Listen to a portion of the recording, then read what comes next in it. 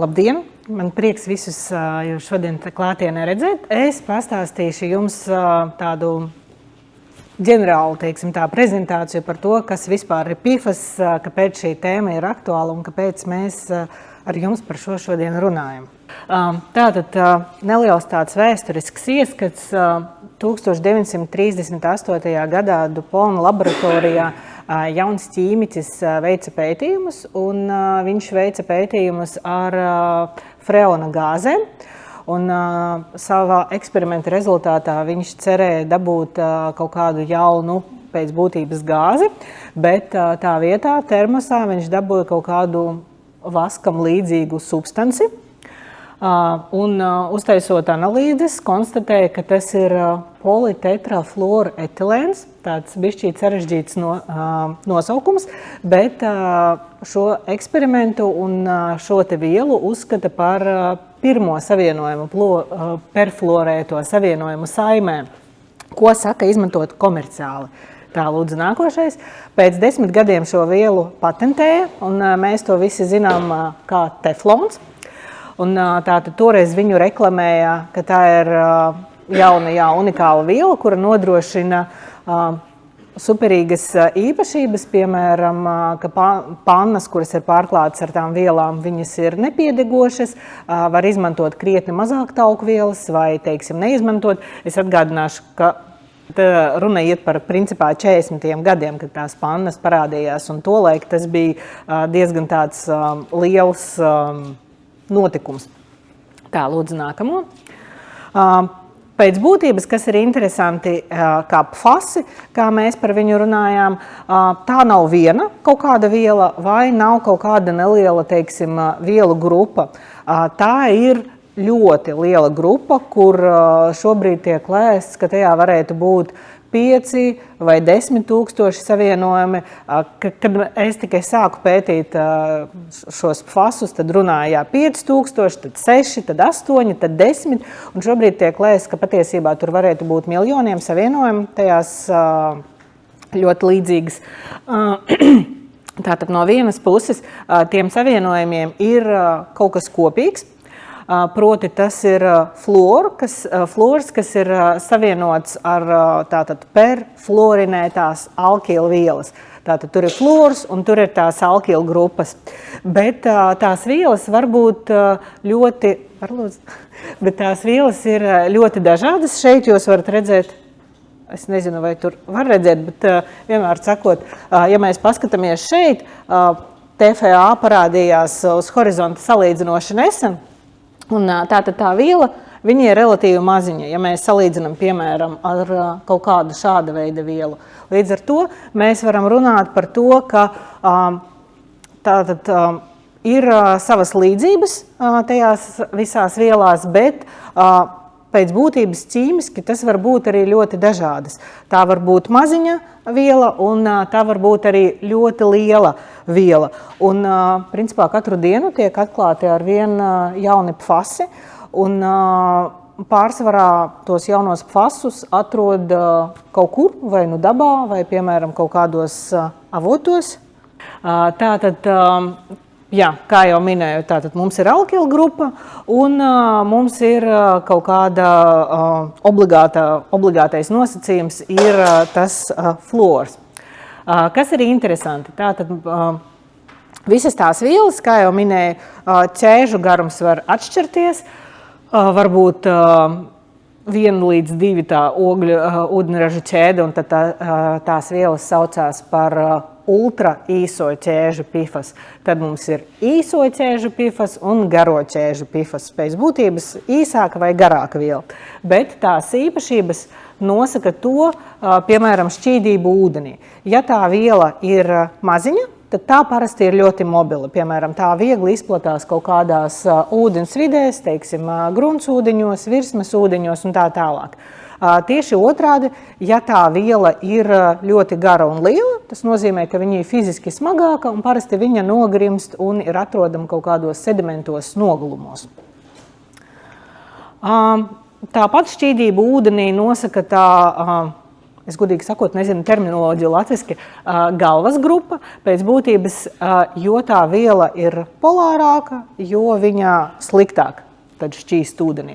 Tātad ir ļoti daudz tajās vielās dažādas īpašības, kuras definē FAS īpašības, kuras var būt ļoti dažādas.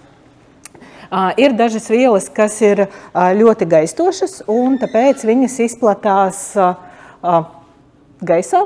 Piemēram, ja notiek kaut kādi dedzināšanas procesi vai kaut kādos ražošanas procesos, ja tiek lietoti, piemēram, aerosoli, tādā veidā var izplatīties gaisā. Tālāk ir vielas, kuras galvenokārt izplatās ūdenī, jo ir ļoti šķīstošas. Ir vielas, kuras ir ļoti lielas un tad nonāk kaut kādos nogulumos. Kāpēc vispār parādījās tie fasi, jo teflons bija viena viela, tātad, kurai bija foršas īpašības, proti ar to palīdzību varēja veidot nepiedergošās pannas, bet patiesībā pieprasījums pēc tām īpašībām arvien auga. Tas, ko mēs visi gribam, lai mums, piemēram, būtu ūdens necaurlaidīgas drēbes, kaut kādas Gore-Tex membrānas, mēs gribam, lai mūsu apavi neizmirktu, mēs gribam, lai mūsu jaka vējā un kaut kādās stiprā lietu neizmirktu.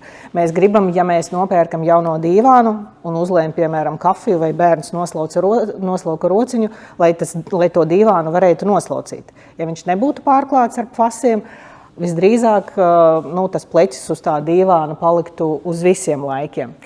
Un tā ir viena, varētu teikt, tāda gala produktu kategorija, kā piemēram mājas tekstili, kur mēs gribam redzēt tās īpašības, tad patiesībā fasi ir neaizstājami daudzās citās lietotāju kategorijas, piemēram, visādā mašīnu būvniecībā, visādos procesos, kur mēs gribam lietot kaut kādas vielas, kuras var izturēt vairākus ciklus, piemēram, karstos apstākļos, pie paaugstinātas temperatūras, teiksim, mašīnas dzinējos un tā tālāk. Mēs visi gribam kaut kādu eļļu, kuru, jūs varat iedomāties, ja mēs ielaistu, piemēram, mašīnā kaut kādu saules puķu eļļu, cik ātri tas dzinējs ietu bojā.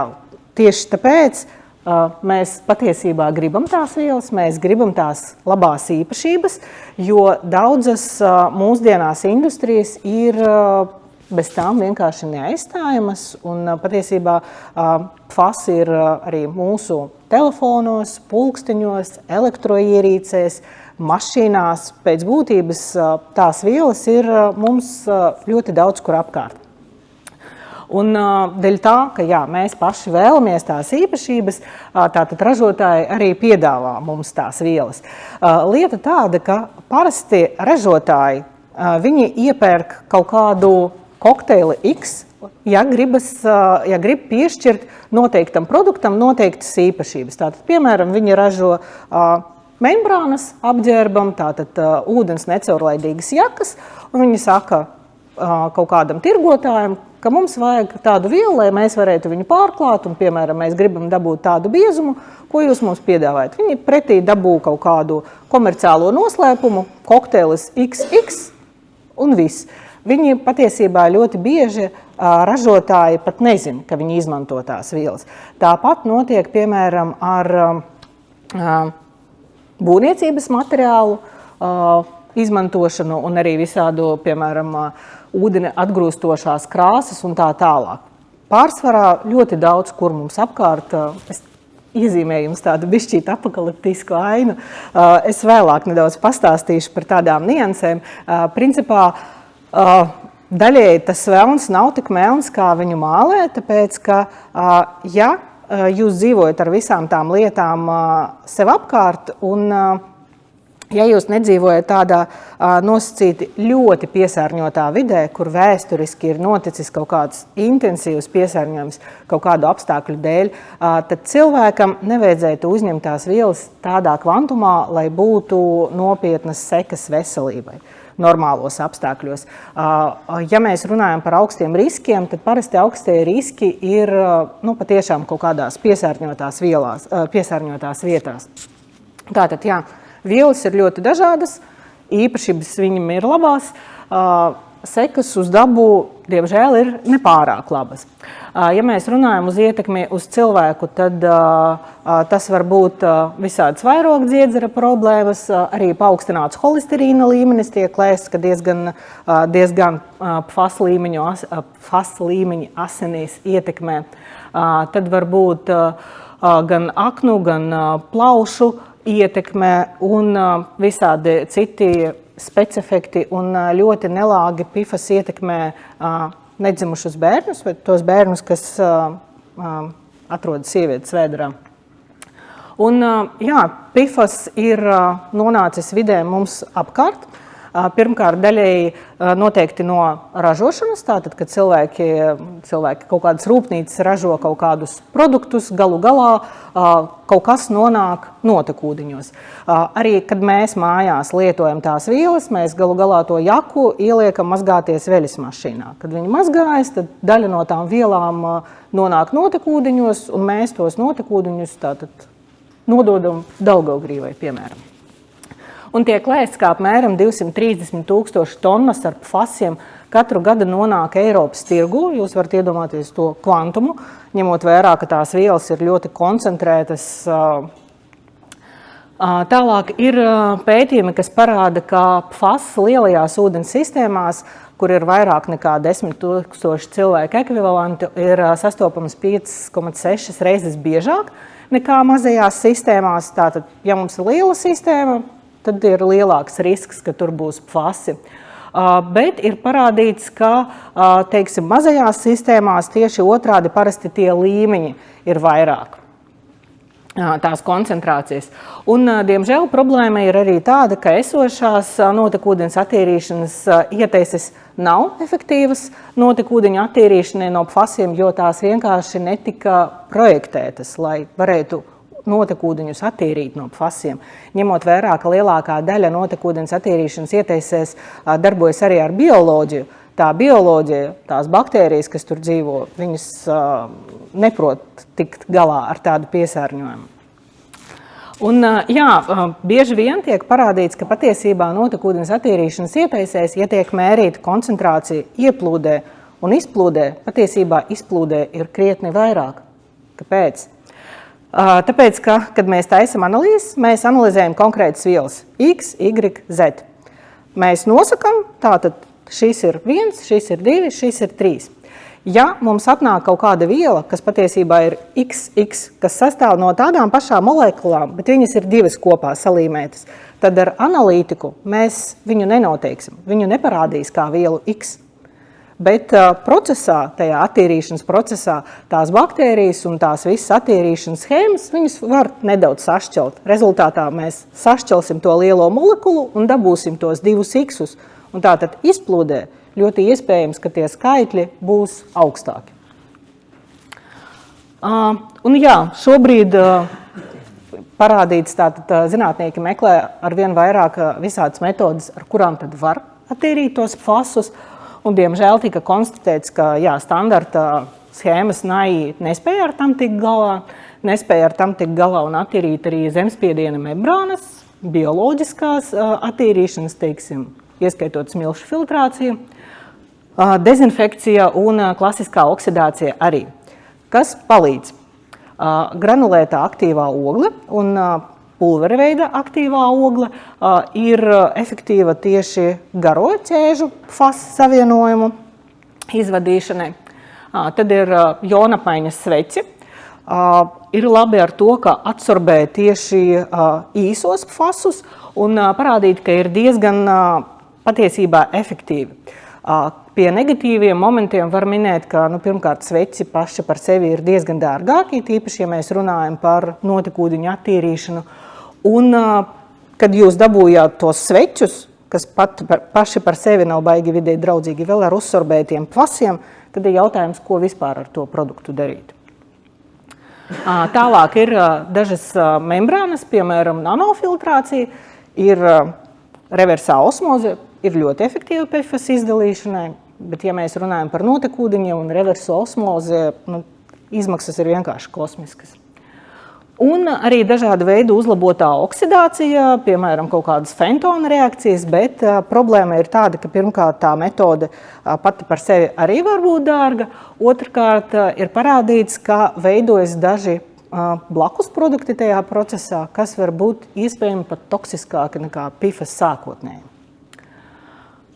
Un, jā, ir arī dažas jaunās vielas un dažas jaunas metodes testē, kur, piemēram, fasus mēģina sagraut izmantojot dažādas vielas un pielietojot klāt, piemēram, ultraskaņu. Bet šobrīd tas viss ir izstrādes stadijā, bet tātad uz doto brīdi izskatās, ka ir metodes, kuras varētu mums dot kaut kādu labu rezultātu. Viena no efektīvām metodēm ir putu frankcionācija. Pēc būtības, ja runājot par nai, tad tur izpūš, piemēram, skābekli vai slāpekli un pievieno klāt kaut kādas virsmas aktīvās vielas. Rezultātā dabū kaut kādas putas, un tajās putās ir ļoti augsta FAS koncentrācija. Tādus eksperimentus taisīja Zviedrijā. Viņi konstatēja, ka jā, viņi spēja diezgan efektīvi attīrīt tos notekūdeņus no FASiem. Problēma bija tāda, ka visi reaktori visi putoja. Tātad it kā tām dūņām nebija baigās ietekmes, jo tās virsmas aktīvās vielas tur nebija maz, bet jautājums tad, ko darīt, kad jums visa stacija vienkārši puto un tajās putās ir baigās FAS koncentrācijas. Viņi par to nebija padomājuši un vienkārši nezināja, jo neviens pēc tam tām putām klāt negribēja iet. Un, jā, tāpat tiek lēsts, ka, ja jūs redzat kaut kādā ūdens tilpnē putas, piemēram, atbraucat uz jūru, un tur tā jūra ir baigi putaina, ka varbūt tās nevajadzētu tomēr iet klāt, jo tas varētu norādīt tieši uz virsmas aktīvo vielu klātbūtni, kas tajā skaitā var būt arī FAS.